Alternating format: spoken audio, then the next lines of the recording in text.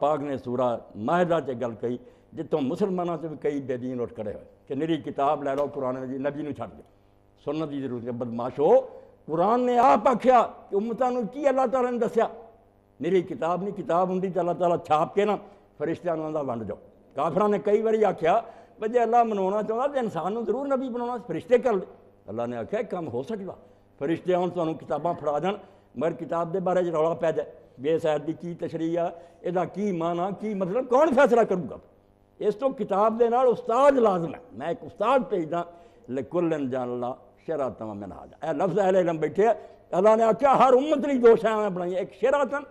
ایک کتاب ہے کہ اللہ آپ ایک کتاب ایک منہاج کہ نبی دا طریقہ نال نبی ہوندا جڑا پھر پریکٹیکلی کر کے دسدا اے کھانا پکاؤن دی لے لو ہاں کتاباں تے جنیاں مرضی کوئی اپنے طور پکاؤن دی کوشش کرے نہیں ہانڈی پکنی کسی عورت کو بوے جڑی پکاؤن دی رہی اپے جا چاہو کتاباں نہیں دس سکدیاں پریکٹیکلی کر کے دس اے علاج معالجہ طب دیاں کتاباں خرید کے سارے لوگ ڈاکٹر بن جان نہیں